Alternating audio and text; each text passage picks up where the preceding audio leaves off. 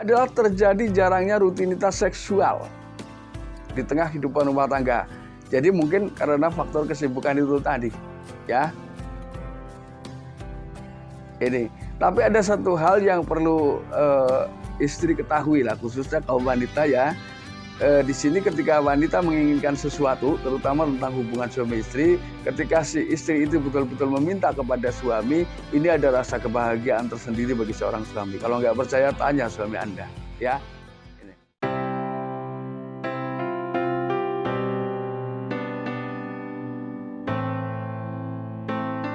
Assalamualaikum warahmatullahi wabarakatuh. Kembali lagi bersama saya Kang Kumis. Kali ini Kang Kumis kembali bersama sahabat semua, tentunya masih di channel Kang Kumis ya.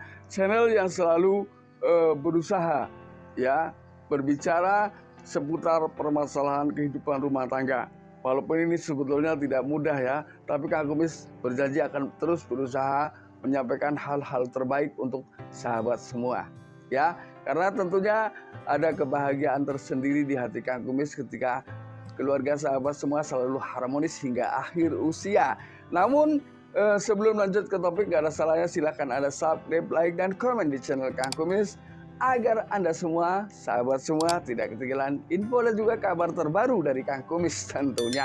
Nah, pada kesempatan kali ini Kang Kumis ingin membahas mengenai sebetulnya sahabat semua mungkin penasaran.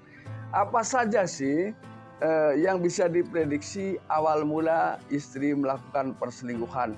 Jadi kita lihat dulu latar belakang yang mengawali seseorang menjadi berselingkuh atau tidak lagi setia terhadap suaminya atau menyeleweng secara diam-diam.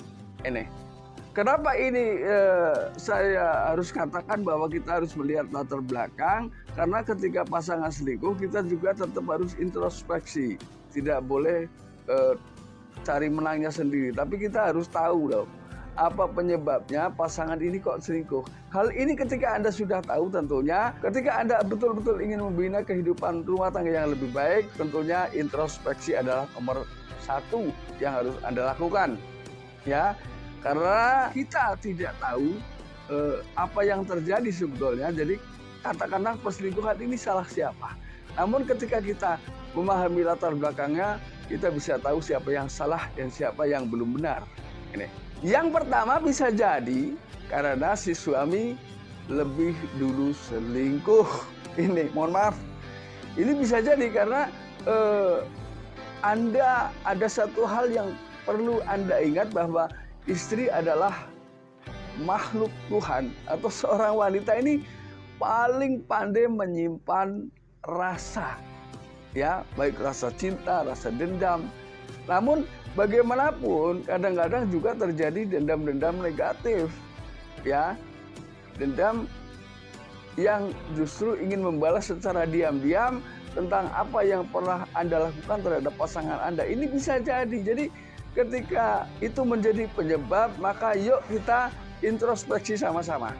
Ini salah siapa? Ini yang pertama. Lalu yang kedua, suami terlalu sibuk dan hanya mementingkan pekerjaan. Nah ini, sehingga tanpa sadar dia sudah lupa kewajibannya. Ya, coba di sela-sela kesibukan Anda, tolong hubungi pasangan Anda, telepon pasangan Anda, sekarang bisa video call. Nah, ketika dia hilang sudah rasa ingin diperhatikan, maka bisa jadi dia beralih ya mencari hiburan yang akhirnya berujung meminta perhatian dari orang lain yang menurutnya jauh lebih nyaman. Ini yang kedua. Yang ketiga bisa jadi suami kurang terbuka dengan hal-hal yang memang seharusnya suami tahu. Karena keterbukaan di sini ya, walaupun mungkin tidak semuanya harus terbuka karena juga ada namanya privacy tentunya ya. Hal-hal yang tentunya membuat istri tidak ingin tahu itu tidak masalah. Tapi ketika ada hal yang dianggap harus ini istri saya harus tahu nih, maka sampaikan. Jadi ketika ditanya jangan berbelit-belit. Ini juga bisa menyebabkan atau mengawali seseorang menjadi berselingkuh karena kecurigaan yang si suami belum bisa menjelaskan. Padahal kalau dijelaskan belum tentu. Ini. Lalu yang keempat adalah istri terlalu sering menyendiri tapi tidak punya aktivitas. Nah, sehingga mau tidak mau kadang seseorang terpengaruh ya dengan berbagai hal lah tentunya. Nah, ini ketika seperti ini maka dia akan mencari hiburan. Maka ada yang menganggap bahwa perselingkuhan di dalam rumah tangga ini hanya sebagai hiburan belaka, ada yang seperti itu. Jadi ekonomi cukup ya, tapi dia kepengen sesuatu yang baru, ingin menghibur diri dari sisi keintiman. Walaupun ini sebetulnya juga tidak baik ya, karena kita sudah memiliki pasangan. Lalu kemudian yang kelima adalah terjadi jarangnya rutinitas seksual di tengah kehidupan rumah tangga. Jadi mungkin karena faktor kesibukan itu tadi, ya ini. Tapi ada satu hal yang perlu istri ketahui lah, khususnya kaum wanita ya. Di sini ketika wanita menginginkan sesuatu, terutama tentang hubungan suami istri, ketika si istri itu betul-betul meminta kepada suami, ini ada rasa kebahagiaan tersendiri bagi seorang suami. Kalau nggak percaya, tanya suami Anda, ya. Ini. Kemudian yang keenam, jelas ini tidak bisa ditolerir karena dia tidak ada niat untuk melanjutkan hubungan, ya. Mungkin dia bosan dengan segala hal yang ia jalani bersama pasangannya sehingga dia berniat untuk memutuskan hubungan atau mengakhiri ya kehidupan rumah tangganya. Ini tidak bisa diganggu gugat ketika sudah alasan seperti ini ya. Ini berarti ini adalah merupakan awal yang kurang baik sebetulnya. Begitu awal langsung akhir ya, to the point mas. Lalu yang ketujuh, ini memang terbawa dari perangai seseorang ya. Ternyata dia memang kebetulan bukan tipe istri setia atau wanita setia. Ini sulit ketika sudah seperti ini ya. Lalu kenapa yang kedelapan, yang terakhir ini bisa jadi si suami kurang peka dengan apa yang menjadi keinginan atau ambisi seorang istri. Artinya di sini tentunya adalah ambisi yang tidak berlebihan ya, ambisi yang memang Anda sebetulnya mampu memenuhinya ketika Anda peka ini ya.